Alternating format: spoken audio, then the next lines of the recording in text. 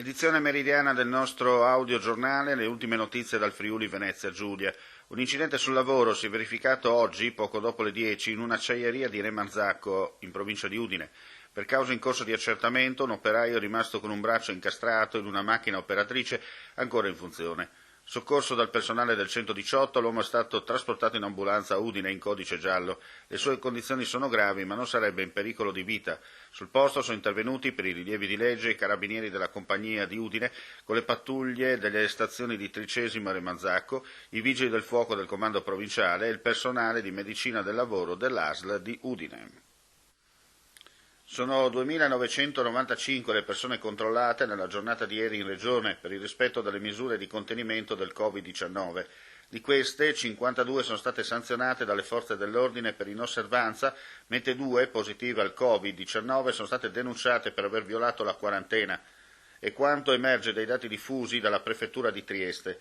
Durante gli accertamenti 18 persone sono state denunciate per altri reati. Le forze dell'ordine ieri hanno controllato anche 1.517 esercizi commerciali in tutto il territorio. La chiave di lettura con cui il gruppo Generali si sta apprestando ad affrontare queste sfide è proprio quella di pensare con coraggio le opportunità e i rischi del futuro anche oltre l'inimmaginabile e di rispondere con quella concretezza che ci contraddistingue ormai da quasi 2 secoli. Lo ha affermato il presidente di Generali, Gabriele Galateri, parlando delle molte sfide derivanti dalla pandemia Covid-19 nel corso dell'assemblea che si è tenuta nella giornata odierna, chiaramente in audio streaming. Il Comune di Udine comunica che dal 4 maggio al 15 giugno in via Torino, nel tratto compreso tra via Vercelli e via Alba, sarà istituito il divieto di sosta temporaneo 024 e 100 per autorizzati, zona rimozione coatta nelle aree interessate dai lavori. Il restringimento della carreggiata in senso unico alternato verrà regolato dalla segnaletica norma per tratti brevi, ovvero a mezzo impianto semaforico temporaneo. Se i lavori lo rendessero necessario, sarà istituito il divieto di transito con deviazioni indicate in loco. Buongiorno a tutti. Mi presento per tutti quelli che non mi conoscono. Mi chiamo Ferdinando De Sarno, ex assessore al comune di Gorizia. Di solito non uso fare video oppure altri tipi di comunicazioni tramite i social. Questa volta sono stato costretto. Costretto da cosa? Dalla falsità che ho avuto modo di riscontrare nella prima pagina del Piccolo. È scritto in maniera, assurda, che Ziberna caccia De Sarno il contestatore. Questa è la prima pagina. Guardate tutti, De Sarno il contestatore viene cacciato da Ziberna. Mi dispiace veramente che il giornale abbia usato in maniera così distorta delle comunicazioni che avevo fatto.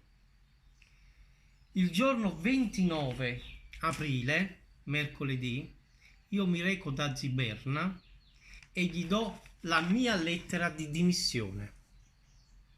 Questa lettera di dimissione è stata consegnata, anzi è stata firmata dal sindaco alle 13:10.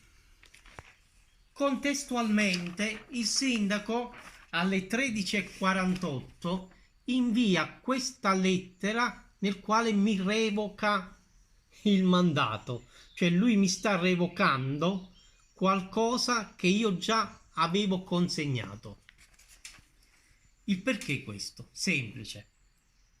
Ovviamente doveva far capire il sindaco con un atto di forza, di imperio, che lui comanda, che lui manganella, non ovviamente fisicamente, ma dal punto di vista mediatico, chiunque non abbia le sue stesse idee. Infatti contestatore indica tutti quelli che riescono a pensare in maniera libera. Non voglio fare ulteriori critiche perché non è questo il momento. Non avrei mai voluto intervenire in questi termini.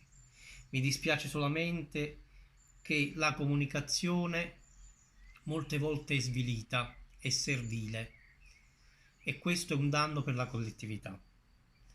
Quello che in questo momento mi interessa è che il comune, la giunta, il sindaco e tutti noi cittadini riusciamo a passare questa difficile situazione unendoci tutti quanti per cercare di rimanere compatti. I problemi politici sono irrilevanti in questo momento. Quello che è importante è il benessere dei cittadini, che è messo a dura prova da quello che stiamo provando. Io non ho altre cose da dire e veramente sono dispiaciuto, non per le scelte che ho fatto, che sono convinto di quello che ho fatto, sono dispiaciuto del modo in cui è stato fatto. Il sindaco poteva essere meno violento, più accomodante. Io me ne sarei andato tranquillamente senza fare nemmeno un articoletto sul giornale, ma doveva dimostrare che lui può e gli altri non possono. E questo è un comportamento che negli ultimi anni sta diventando molto lesivo per quanto riguarda la democrazia. Io ho finito, vi ringrazio e ancora buona giornata. È tutto per quanto riguarda questa edizione, alla prossima!